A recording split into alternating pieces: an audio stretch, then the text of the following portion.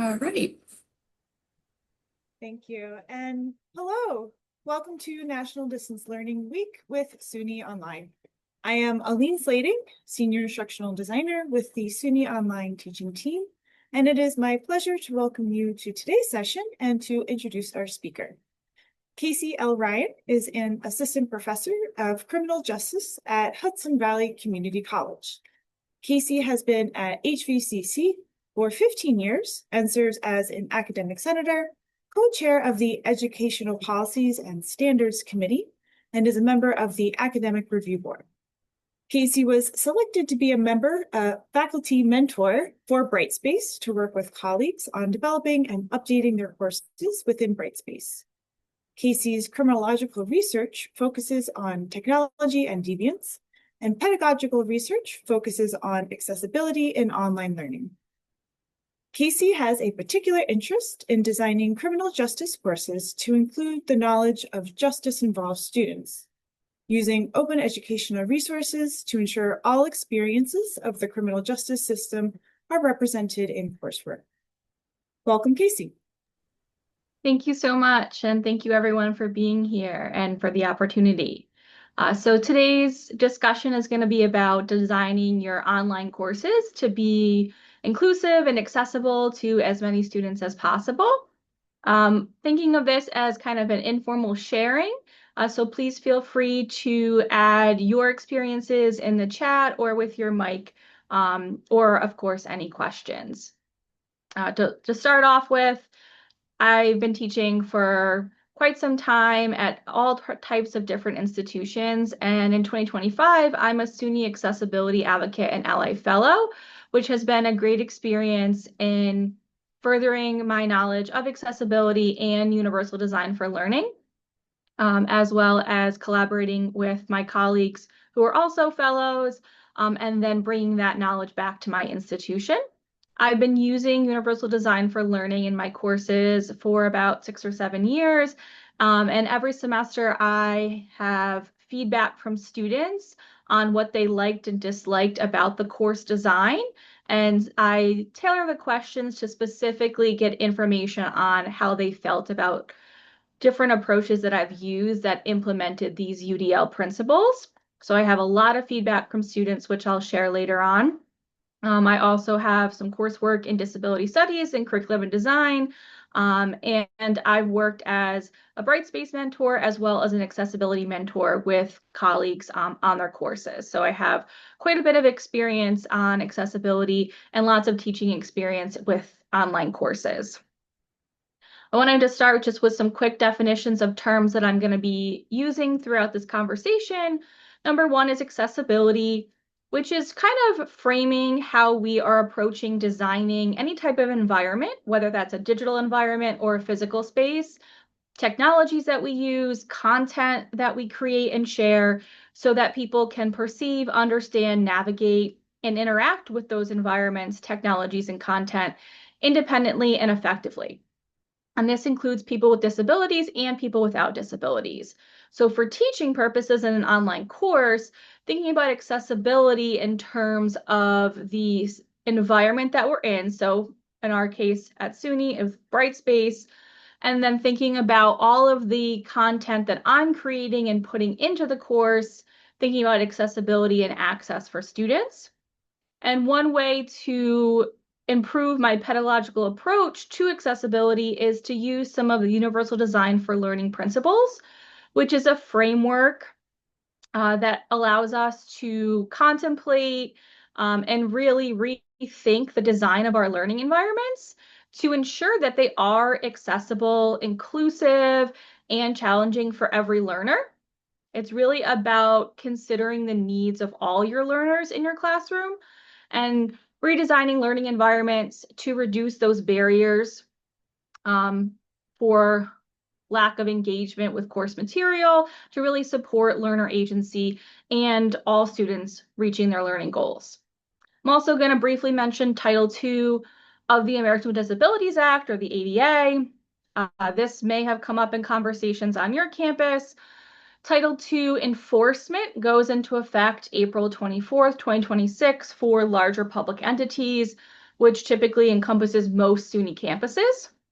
And this specific rule has to do with digital accessibility, ensuring that anyone utilizing any public institution's digital content, that digital content is accessible. And so you might have been working with individuals on your campus on rethinking your Word documents, your PDFs, et cetera, and ensuring that they're accessible for students. And I also am a big advocate of open educational resources, or OER, which are reading materials, videos, any type of content that's going to reside in the public domain, or is released under a intellectual property license that allows for repurposing. And I use this a lot in my courses, and SUNY recognizes OER courses that utilize the majority of materials as open licensed. In terms of how I am thinking and framing access and accessibility, to get kind of a glimpse into my brain when I'm talking about how to make courses accessible and inclusive, is I'm really thinking about all facets of the course. So the digital environment would be Brightspace for an online course for SUNY. And I don't have too much control over how Brightspace is ultimately designed, but I can control how I utilize different tools within Brightspace. And so when I'm creating something like a web page in Brightspace, creating an HTML page, wanting to ensure that I'm using things like headings to organize the content on the page so that way a screen reader can navigate through that content. When I'm uploading a Word document with my syllabus, that when I created it in Word, I utilized headings, again, so that a screen reader can navigate through that content. If I didn't use headings in my syllabus and someone was using a screen reader and they wanted to get to the course outline, which is on the last page of my syllabus, the screen reader would have to read through every single piece of content until the very last page. If I had headings and I essentially encoded that map for the screen reader, then someone would be able to navigate using the keyboard and jump to the section that said, as a heading, course schedule, and they'd be able to get to that much easier. And that's not only for students using screen readers, but also a student who might just be collapsing the different headings to have a more visually understandable way to access that information. So that's really what accessibility is for me, is thinking about my course design, my assessments, my assignments, my syllabus, and trying to ensure that they are accessible to all students. If I have videos, have captions on the videos. Ensure that they are reviewed captions. A lot of times in online courses, we might have recorded lectures. And so when I'm getting really excited about whatever criminal justice issue it is, because that's my discipline, I'm probably going to talk a little bit too quickly. And while my campus has access to UJA, which is going to auto caption for me, there's a lot of terms in criminal justice, a lot of legal terms that are in Latin that the auto captioning might not get correct. Now, it would be a disservice to all of my students if I did not go back in and edit the captions to ensure that they are accurate. If you have access to UJA on your campus, it makes editing very quick. There's a find and replace. So if I have said lex talionis over and over and over again in a lecture, I can probably find and replace to ensure that it's spelled correctly for students who might be using the captions and for all students, and to maybe edit that lecture if I choked on a word and ate it, or I forgot to say something, I can go back and I can splice something in. So reviewing the lectures that we're posting. If we're going to share a video and that video is important for students to learn content, do we have captions on it? So there's a lot of things that we can do that are not ginormous asks, but they make the world of difference to our students when it comes to things like captioning, having alt text on images, ensuring that we have step-by-step instructions. So I know what I want students to do for their project, and you know what you want your students to do for their project, but how can we rethink our instructions to make them clear. Can we do a numbered list? This is the first thing that you need to do. And for many students, they need that.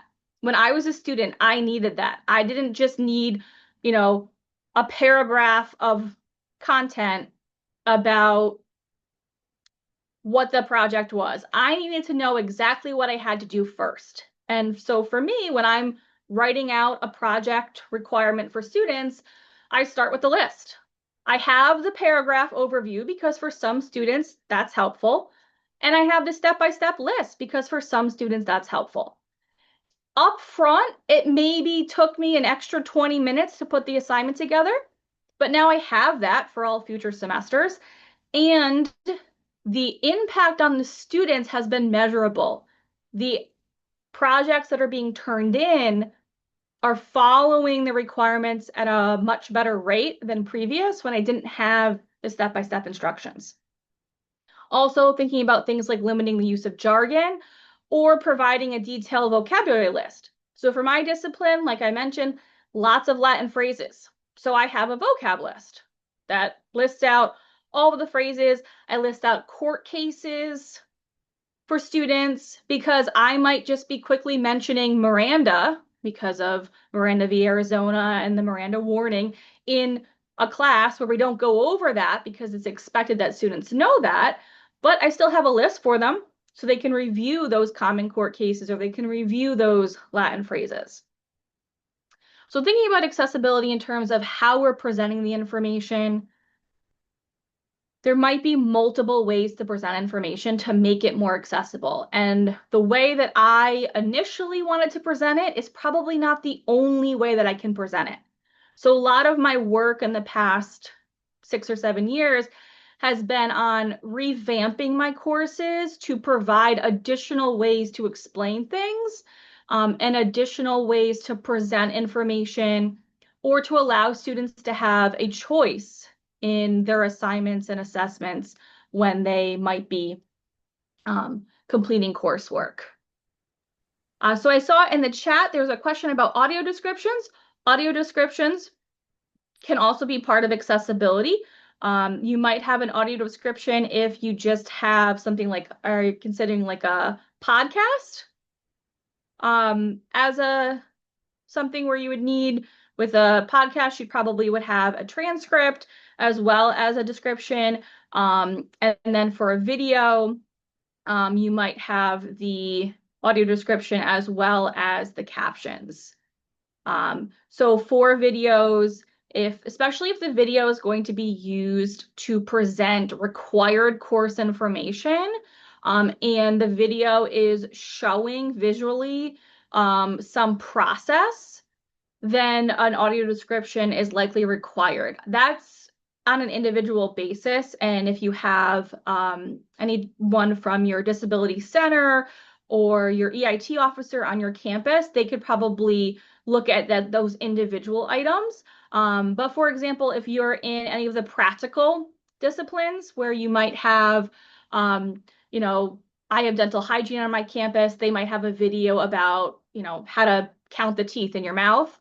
So they have the caption, but they might also have an audio description describing that the mouth is open and that the hygienist is, on the top part of the mouth, the top left, they're using whatever tool. And because the content that's in that particular video, not only do you need to have whatever narration is going on, but also you need to know what visually is being represented. So that's another way to think about the audio description. That is really an individual thing. So I probably would reach out to someone on your campus who could better answer that question for the specific item you're considering.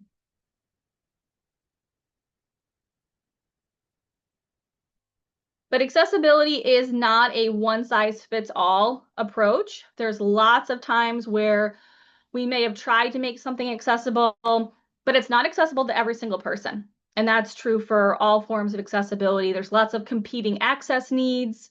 And so sometimes you do have to take things individually. In terms of accessibility as a broad category, there are lots of approaches that you can take that are going to make things more accessible to more people. And then, of course, there's going to be those individual cases where you might have to rethink things even more. We're thinking about access specifically. Access could be how someone's getting onto Brightspace, how someone's accessing a textbook. Is a textbook expensive? That's why I like OER, because typically OER are free, and then the students don't have to worry about paying for a textbook because the materials are going to be available to them at no cost. And access is also considering the way students are going to be engaging with course material, whether that is a step-by-step guide or instructions, or if we're going to have students reading about real-world experiences related to our discipline rather than just what happened in the past. Is there anything that's relevant right now that you can bring into the course that also increases access to the material? Particularly in my discipline in criminal justice, I bring in a lot of stuff about the New York State prison system because that is close by. I bring in things about specific local jails because a lot of students might have had contact with them or had family or friends who had contact. And that's going to highlight the possible experiences of students through the course material. And even for the students who haven't had that contact, it's about New York State, and most of my students are from New York State. So it's going to make it even more real to them rather than just reading about a prison in California because it's in New York State. They may be familiar with where it is. That's going to increase the access to the material, and it's going to kind of make that connection between what they're learning and that they're part of that. And that's relevant. That's real life. That's in their geographic area. So using universal design for learning is this approach for really trying to motivate and engage with students and have students engage with your course material as much as possible. And students are going to be engaged with course material when they feel a sense of belonging and a sense of agency with the course material. And part of that is accessibility. If I can't access a video because it doesn't have captions, or you have a bunch of images in a PowerPoint and none of them have alt text, I'm not going to be engaged with the material. So universal design for learning is this complete shift of pedagogy to really rethink how we're designing our courses and all of our course material. And using UDL can definitely provide a lot of access and accessibility on the front end. And then those legal accommodations that somebody might have can provide more specific access that's not accommodated through UDL or general Title II compliance. So like I said, accessibility and working towards accessibility is designing things to be accessible to every student, but there's lots of competing access needs. So sometimes something is not accessible to every single person, and that's where accommodations can kind of provide that. And one of the reasons why I think it's so important to really consider how we can make our courses accessible to as many people as possible from the start is that there's so many students who have disabilities who do not have formal accommodations. So at the start of the semester, when we get the formal accommodations from our disability center, that's not capturing all of the students in our courses who actually have disabilities and would benefit from something like a clear list of step-by-step instructions for the final paper, or 2 hours or unlimited time on a quiz or a test. The number of students who have accommodations in your course is not actually the number of students who have disabilities. Getting an accommodation is time consuming. It costs money because you have to have all of the documentation and assessment and testing done. There's also so many students who, when they go from K-12 to higher ed, the process changes. In K-12, legally, the school has to identify the students with disabilities, and they don't always do. a perfect job. But in higher ed, the student has to seek out the accommodation. So some students don't know that they have to do something to get the accommodation. They don't end up with an accommodation when they had one previously. There are students who have never had the knowledge that they needed an accommodation or they had a disability. And then there are students who, when they go to higher ed, they don't want to identify as having a disability, even though they might benefit and have a better learning experience if they did have an accommodation. So using UDL and designing courses to be accessible from the start means we can capture more of those students who would benefit from accessibility, even if they don't have formal accommodations. And somebody said in the chat, there are many students who don't know they have a learning disability. Yes, there's many students who either they weren't identified in K-12 or they were identified but nothing was really done. And so they just don't know that this having an accommodation, having extended time, having clear and precise notes, having the lecture notes before the lecture, all of those things, they just might not be aware that that would be helpful to them and help them with their learning process. And so this slide is just kind of a big question list. So what can we do in our online courses to rethink and adjust our course materials, our student interactions, to use these universal design for learning principles of engagement, of autonomy in learning? How can we get students to have more access to our courses, to be better engaged, and to do better, not only in terms of grades, but also retention, persistence, and really just a self-feeling of, wow, I am part of the learning process. And so the accessible content piece is huge, as I discussed. And then also thinking about our materials that we're using. And this is where the inclusivity comes in, the language that we use. A lot of times in my discipline, there is the assumption that the police officer, the judge, the attorney, the CO, everybody is male. And so it's default language that's used. So I oftentimes in my recorded lectures, in my written notes, I'll just say they. I won't put a gendered pronoun. I'll use a non-gendered pronoun and just say they when I'm referring to it. Or I'll use, a combination of they, she, him, just so that way it's more representative of all the people who might actually be working in my discipline in the criminal justice system. A lot of times there's a lot of assumptive language being used about things like gender or heteronormativity. And so is there a way that you can redesign your course materials to kind of remove some of that or pick different readings so that way some of that assumption is either taken away or you have additional readings that don't have those assumptions in there. And for a big part and particularly my discipline, is ensuring that all of the course material is actually addressing all of the people who are impacted by and historically part of the criminal justice system. And so I'm sure in your disciplines, you have some traditional texts, traditional theories that are dominated only by one group. And they kind of exclude, to the detriment of the learner, all of the people who might have been involved in the development of a theory or historically worked in a particular discipline.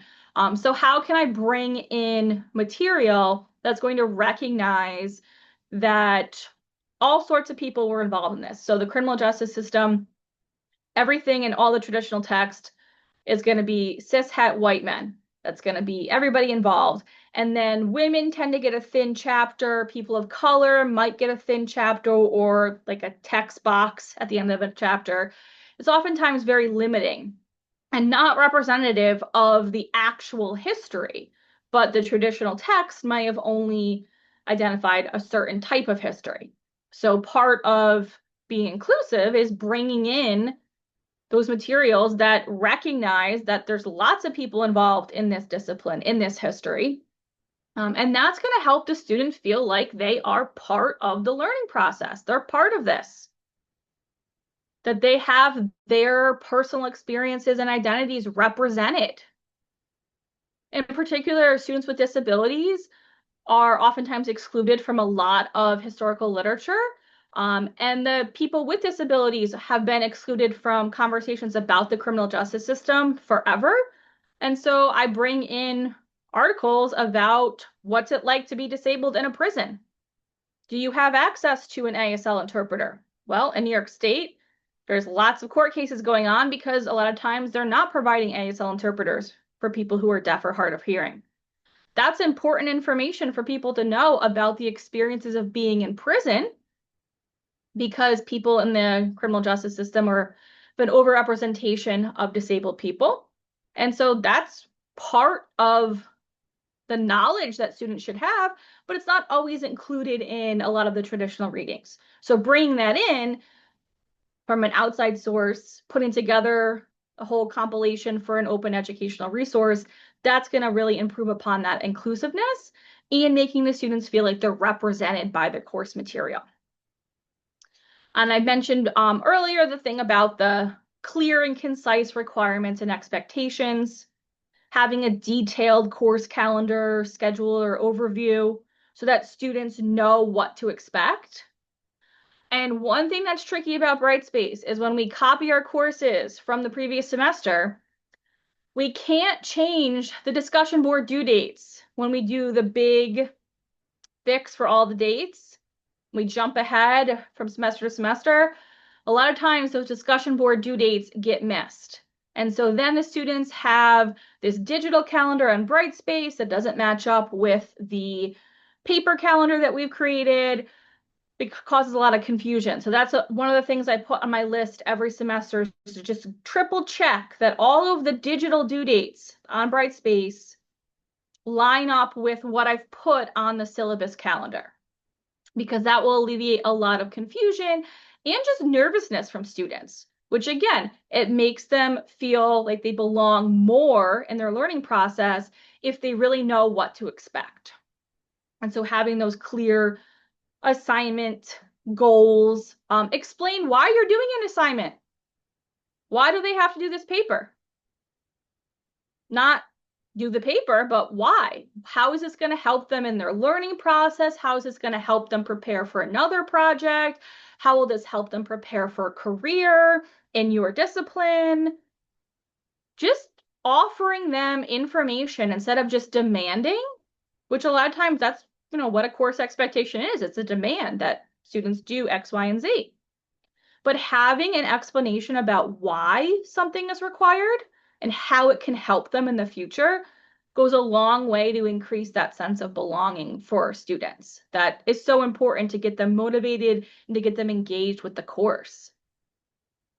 So I have a few just examples of ways to kind of think about universal design for learning in discussion board prompts. And I also have some examples for things like assignments and assessments. And so I'll just briefly go over these. And they obviously are examples from my discipline, but they can be adapted very easily for your own.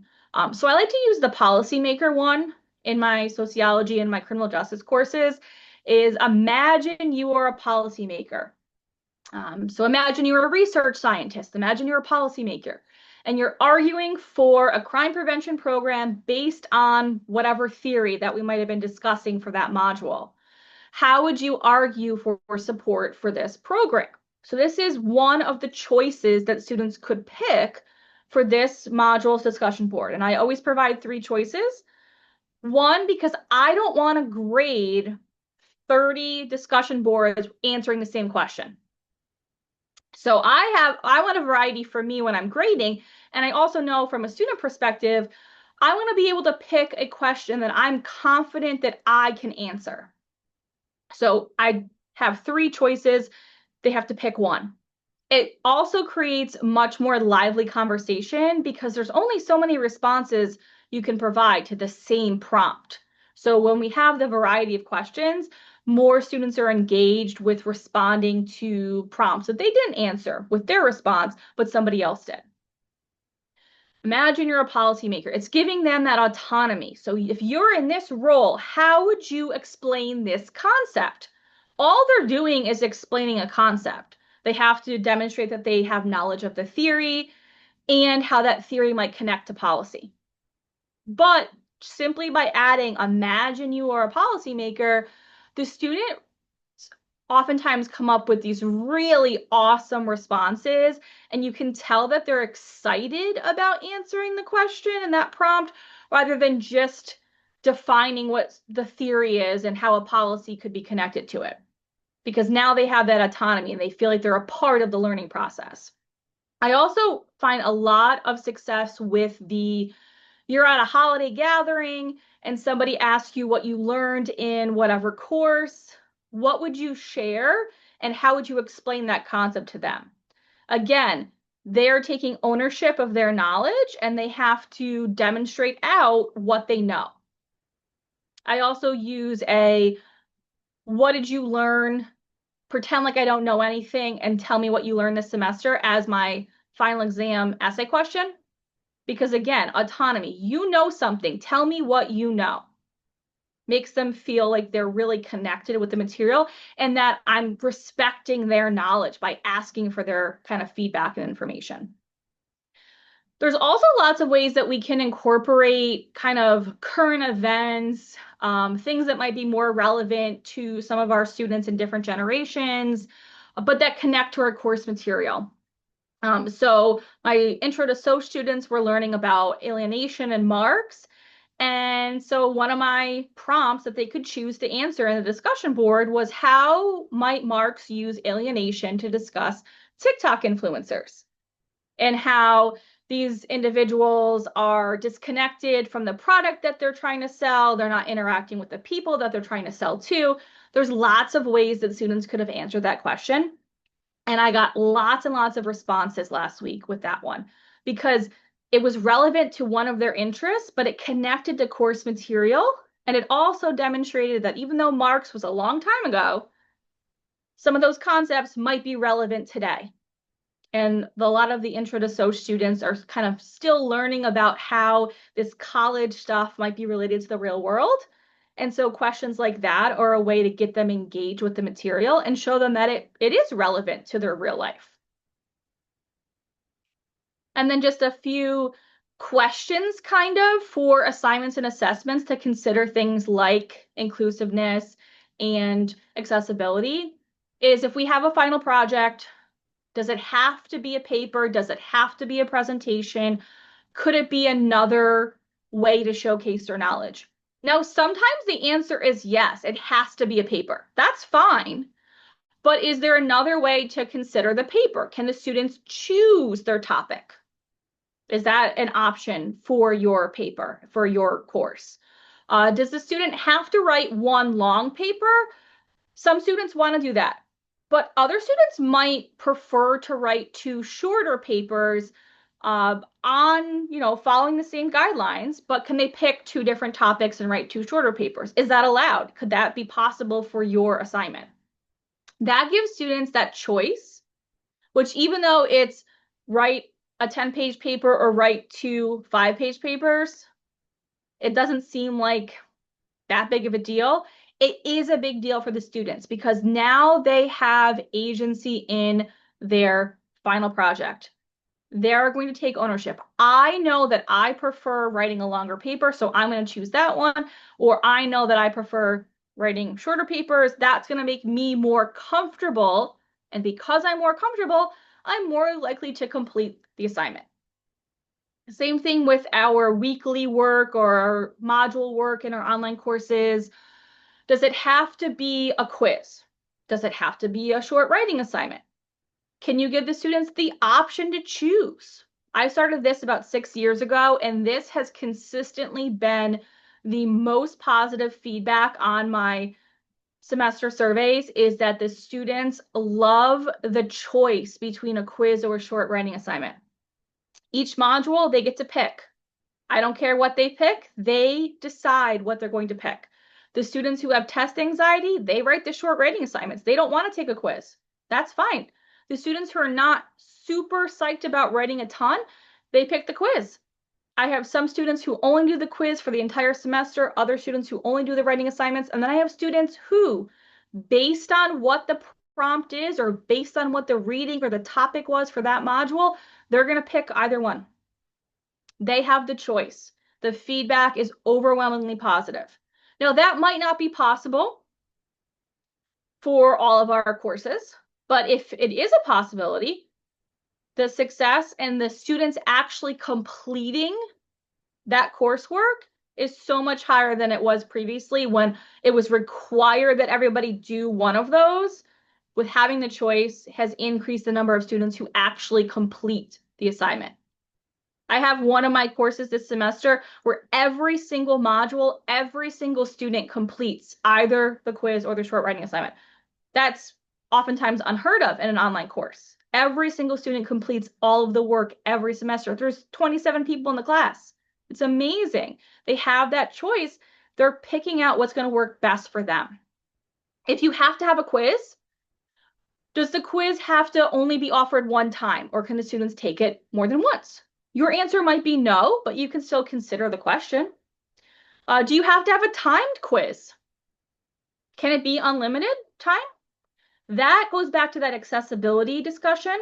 If we have unlimited time, that's going to accommodate all of those students who don't have formal accommodations. And does the quiz have to have a time limit? Maybe yes for your course and your discipline. For my courses, they don't need to be timed, so they're not timed. If you have to have a writing assignment, do you have to only have one prompt, or could you give students a choice maybe between 2 or 3 prompts? Again, to give the students that feeling of agency, and also allowing the students to pick the prompt that they're more comfortable answering. You're oftentimes going to get better assignments, better written assignments, because the students feel more confident answering one of those prompts versus the other. And I know that I've gone a little bit over my time limit, so I just wanted to quickly share some of the student feedback that I've received. This is all from anonymous course surveys, and the students do check off that I'm allowed to share their responses that they shared anonymously. One student really liked the fact that there was options on the discussion board because they felt it created more genuine discussion. Students, as I said, really like having the choice to pick either the quiz or the writing, and they acknowledge that not everybody likes writing or tests. Students who like picking the quiz because they always know what to do when they have a quiz each week. Students say that they like picking their topic from the list for the research paper. It wasn't that bad because I got to pick it. So they felt like they were part of the process, and they picked something that they knew that they were interested in. And then I also have students who give me feedback on things like the open educational resources, and utilizing a lot of content that's related to my locality, related to the criminal justice system, specifically in New York State, and really including some real life examples of how things work. The videos on prisons were in New York State, so it made it more relatable. I liked not having a formal textbook in your use of open resources. It was excellent snapshots of the lesson for that week. So the student feedback is so helpful to allow me to reflect on what I'm doing. So this is the positive feedback. Some of the negative feedback are things that I've then gone on to change. But in the online course environment, just to kind of wrap up, there's so many ways that we can make small changes, like taking off the time limit on a quiz, that can greatly increase the accessibility for so many students. And it's really not changing that much in your pedagogy. So happy to answer questions or other discussions. Thanks, Casey. And like Erin mentioned in the chat, we certainly welcome questions. You can throw them in the chat or raise your hand, and we'll adjust your settings so you can use the mic. So with that, is there anything that Casey can answer for the moment?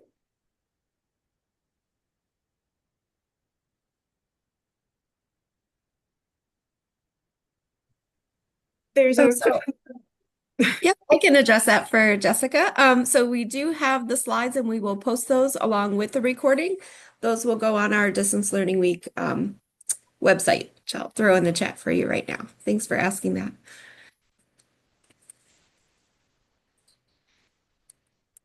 And if you have any questions about what was discussed later on, feel free to email me. My email is on the slides, and I'll put it in the chat as well. And happy to chat about anything more discipline specific or just anything related to UDL or accessibility.